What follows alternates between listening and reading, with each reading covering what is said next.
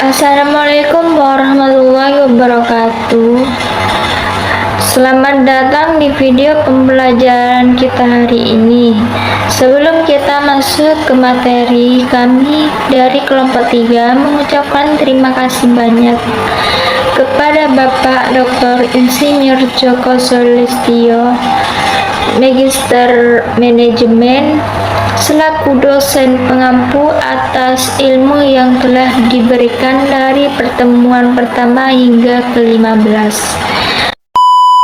Sebelumnya, perkenalkan, nama saya Siti Saleha dengan NIM 24030221 dengan teman saya. Dan dengan saya Alvina Naila Ramadhani dengan NIM 24030225. Perkenalkan, nama saya Sabrina Pangestuwijaya dengan NIM 24030205. Nah, kami di sini akan menjelaskan materi tentang presentasi, melobi, dan negosiasi.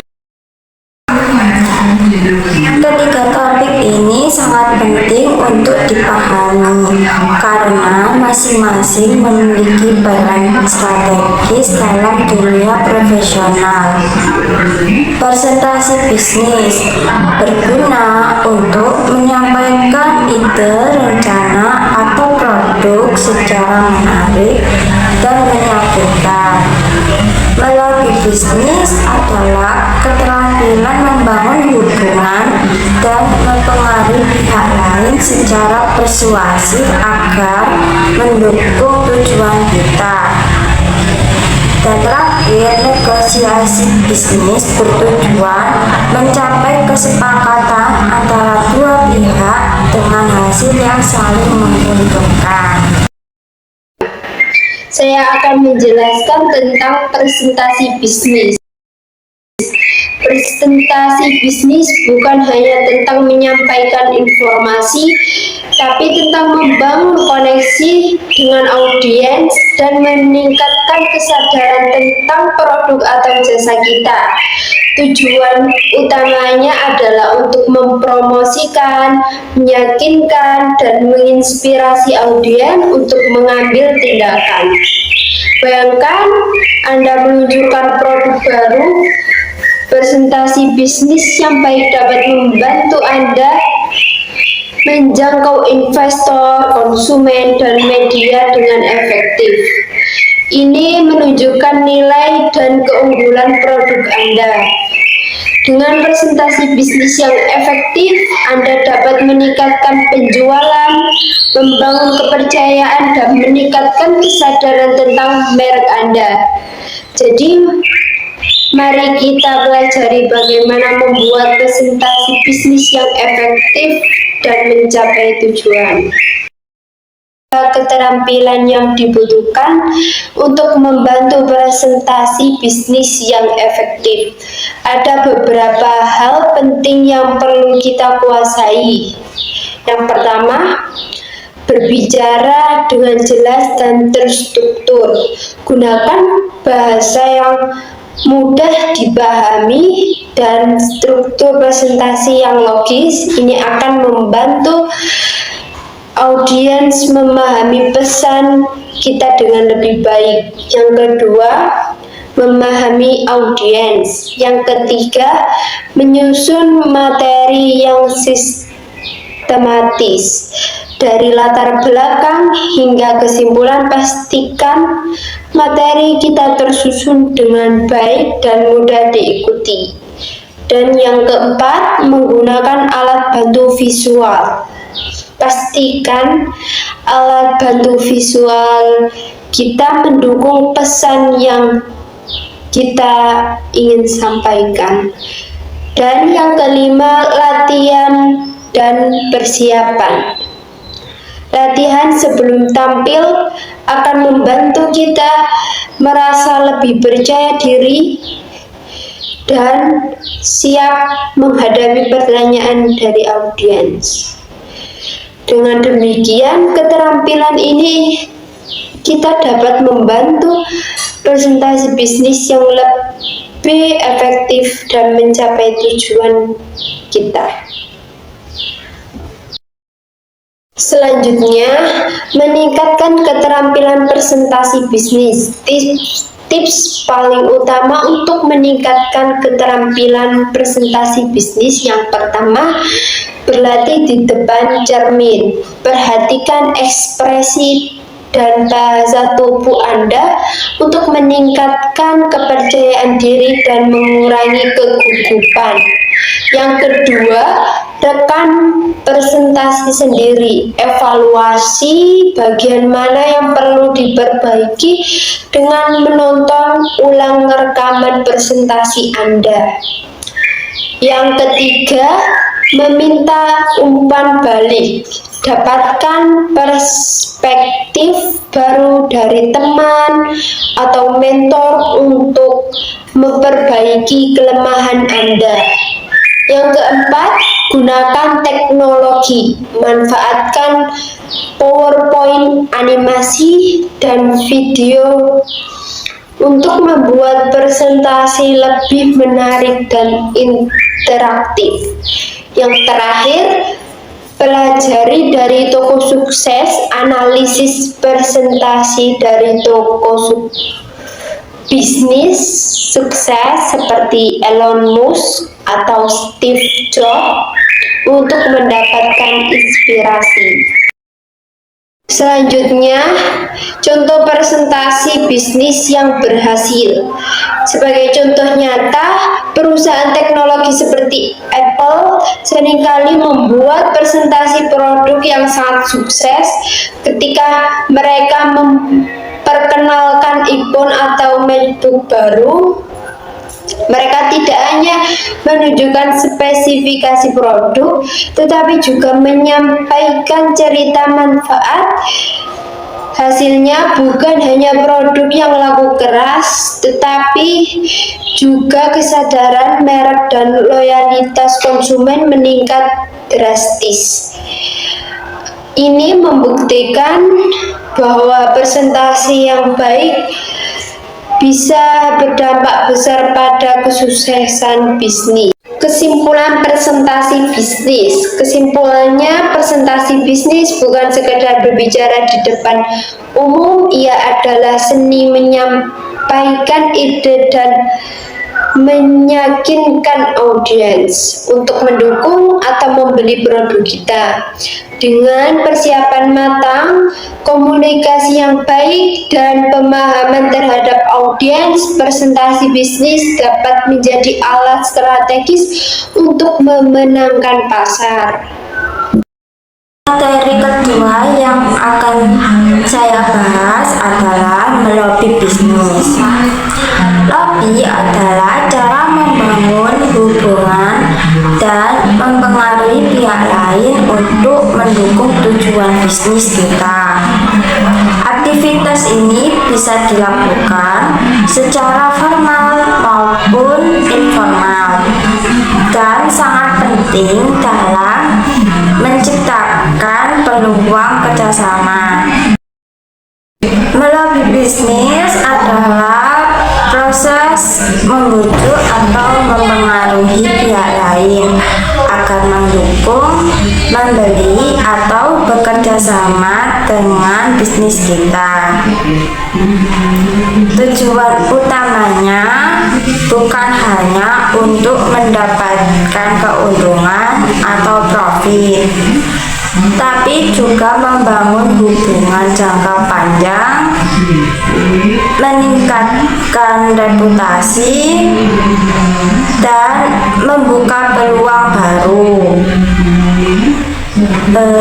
Contohnya bisa berupa pendekatan kepada calon mitra bisnis dalam sebuah pameran atau komunikasi secara langsung untuk menjalin kerjasama proyek.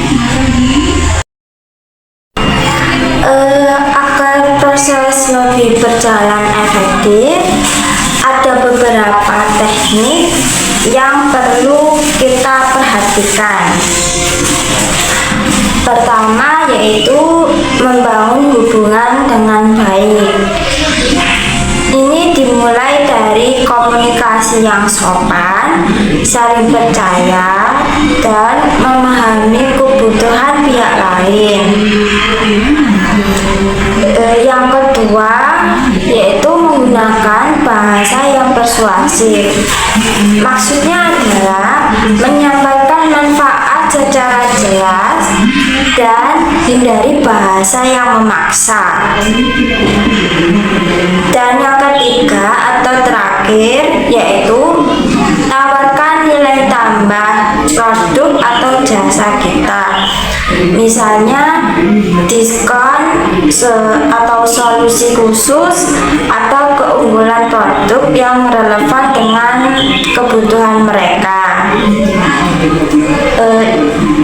Intinya yaitu melobi yang efektif adalah kombinasi dari empati, strategi, dan komunikasi yang tepat. Lobby bisnis memiliki peran strategis dalam dunia kerja maupun kewirausahaan. Ada dua, yaitu satu, lobby dapat membantu meningkatkan penjualan dan memperluas jaringan bisnis. Lewat pendekatan yang tepat, kita bisa membuka peluang kerjasama yang menguntungkan. Dan yang kedua yaitu lobby juga memperkuat kepercayaan dan hubungan jangka panjang dengan mitra bisnis. Maksudnya hubungan yang baik akan berdampak pada loyalitas dan reputasi perusahaan. Maka dari itu kemampuan melobi bukan hanya soal komunikasi, tetapi juga membangun citra profesional yang bisa dipercaya. Lalu ada contoh sukses dalam melobi bisnis, yaitu sebuah startup teknologi berhasil menjalin kerjasama dengan perusahaan besar setelah melakukan pendekatan personal dan menunjukkan nilai produk mereka secara konsisten. Tetapi tentu ada juga kesalahan umum seperti kurangnya persiapan, komunikasi yang tidak jelas, atau terlalu agresif dalam menawarkan sesuatu sehingga lawan bicara merasa tidak nyaman.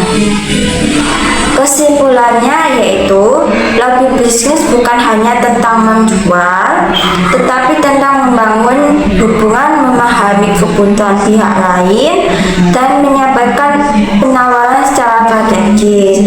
Jika dilakukan dengan baik, lobby bisnis menjadi kunci membuka pintu gerbang kerjasama dan kesuksesan jangka panjang. Baik, sebelumnya pernahkah kamu melihat seseorang melakukan tawar-menawar di dunia kerja atau bisnis dan akhirnya kedua belah pihak sepakat dengan hasil yang sama-sama menguntungkan? Itulah yang disebut dengan negosiasi bisnis. Negosiasi bukan hanya sekedar adu argumen atau menarik kepentingan, tapi lebih dari itu. Negosiasi adalah keterampilan yang harus dikuasai untuk membangun hubungan profesional yang kuat, mencapai kesepakatan, dan bahkan menciptakan nilai tambah bagi kedua belah pihak. Dalam video ini kita akan bahas lengkap dari pengertian, keterampilan, strategi, hingga contoh nyata negosiasi bisnis yang berhasil. Yuk kita mulai dari dasarnya dulu.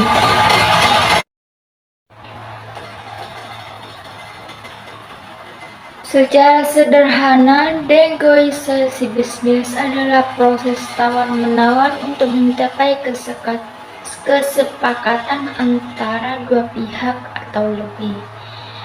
Misalnya, seorang manajer pembelian sedang berdiskusi dengan pemasok agar mendapatkan hasil yang lebih murah, atau seseorang pengusaha startup mencoba bernegosiasi dengan investor agar mendapatkan suntikan dana dengan isyarat yang saling menguntungkan.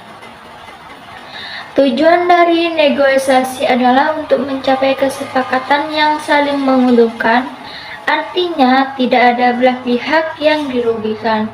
Setiap pihak mendapatkan apa yang mereka butuhkan, atau setidaknya mereka mendekati target yang diinginkan.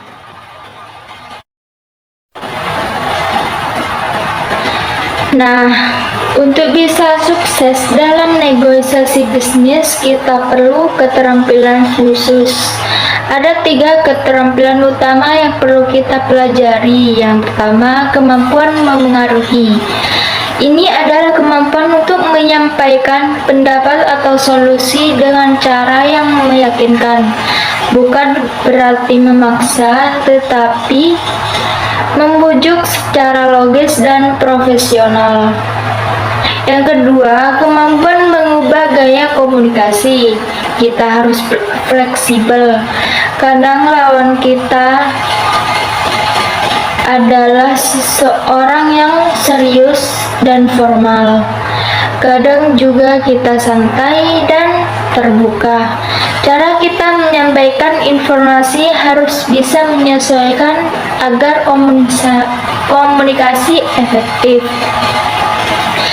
Dan yang terakhir, kemampuan menjadi dominan. Dominan di sini bukan berarti keras kepala, tapi menunjukkan bahwa kita menguasai topik, percaya diri, dan tahu apa yang kita bicarakan.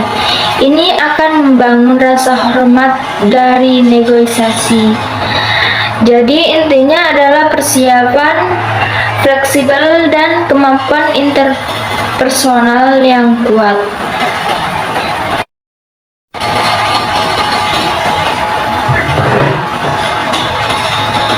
Sekarang kita masuk ke strategi. Dalam negosiasi, pendekatan yang kita gunakan bisa sangat menentukan hasilnya. Ada 2 pendekatan utama. Yang pertama, strategi kooperatif. Dalam pendekatan ini, kedua belah pihak bekerja sama untuk mencapai solusi terbaik. Strategi ini cocok untuk hubungan jangka panjang seperti negosiasi antara perusahaan dengan mitra tetap. Di sini komunikasi terbuka dan saling percaya sangat penting. Yang kedua, strategi kompetitif. Pendekatan ini fokus pada memenangkan tujuan sendiri, bahkan jika harus bersaing dengan pihak lain. Ini bisa terjadi dalam lelang, tender, dan situasi bisnis yang perlu tekanan. Strategi ini harus dilakukan dengan hati-hati agar tidak merusak hubungan. Jadi, pilih strategi sesuai dengan konteks dan tujuan negosiasi.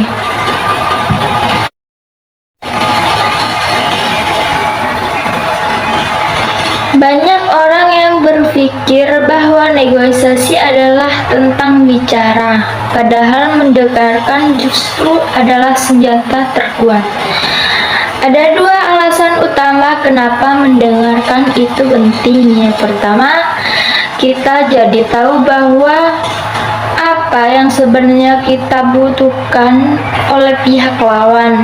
Ini memungkinkan kita untuk menawarkan solusi yang lebih sesuai. Yang kedua, dengan mendengarkan, kita membangun hubungan rasa percaya diri. Lawan bicara akan merasa dihargai, dan suasana negosiasi menjadi lebih kondusif. Tipsnya, gunakan teknik active listening, jaga kontak mata, anggukkan kepala, dan ulangi poin penting yang mereka katakan. Kita masuk ke bagian yang menarik, yaitu contoh nyata negosiasi bisnis yang berhasil. Yang pertama adalah negosiasi antara perusahaan logistik dan perusahaan retail besar. Mereka berdiskusi soal tarif pengiriman yang tinggi. Setelah negosiasi yang panjang, mereka sepakat untuk menggunakan sistem langganan bulanan dengan potongan harga, tapi dengan jaminan volume pengiriman tetap. Kedua pihak diuntungkan. Contoh yang lain adalah dalam dunia kerja, seorang karyawan menegosiasikan kenaikan gaji. Dia tidak hanya datang dengan permintaan, tapi juga membawa data performa, kontribusi terhadap tim, dan benchmark gaji di industri. Hasilnya, perusahaan memberikan kenaikan gaji dan promosi jabatan karena pendekatan yang profesional dan logis. Dari sini kita belajar negosiasi yang berhasil selalu diawali dengan riset, empati, strategi yang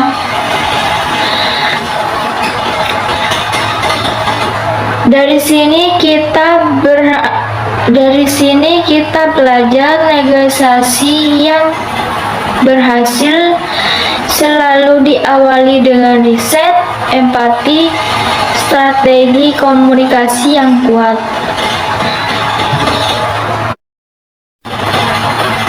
Nah, dari semua penjelasan tadi kita bisa simpulkan bahwa negosiasi bisnis bukan hanya soal menang atau kalah, tapi tentang menemukan titik temu yang saling menguntungkan. Diperlukan keterampilan seperti memengaruhi fleksibel komunikasi dan dominasi positif. Gunakan strategi yang tepat, kooperatif atau kompetitif sesuai kondisi. Dan jangan lupakan satu hal penting, kemampuan mendengarkan. Negosiasi adalah seni, dan semakin sering kamu berlatih, kamu akan makin ahli. Pesan yang saya sampaikan dalam materi 3 ini yaitu dalam dunia bisnis, kemampuan bicara bukan hanya soal kata-kata, tetapi tentang bagaimana kita meyakinkan, membangun hubungan, dan mencapai kesepakatan. Dengan menguasai presentasi, melobi, dan negosiasi, kita tidak hanya menjadi komunikator yang baik, tetapi juga menjadi pribadi yang siap bersaing dan berkolaborasi secara profesional. 3 keterampilan ini bukan sekedar teori, tapi bekal penting untuk sukses di dunia kerja nyata. Terima kasih atas perhatiannya kepada Bapak Pengampu dan teman-teman semua. Semoga materi ini bermanfaat dan bisa menambah wawasan kita dalam menghadapi dunia kerja dan bisnis yang semakin kompetitif. Saya akhiri billahi taufiq wal hidayah wal ridha wal inayah. Assalamualaikum warahmatullahi wabarakatuh.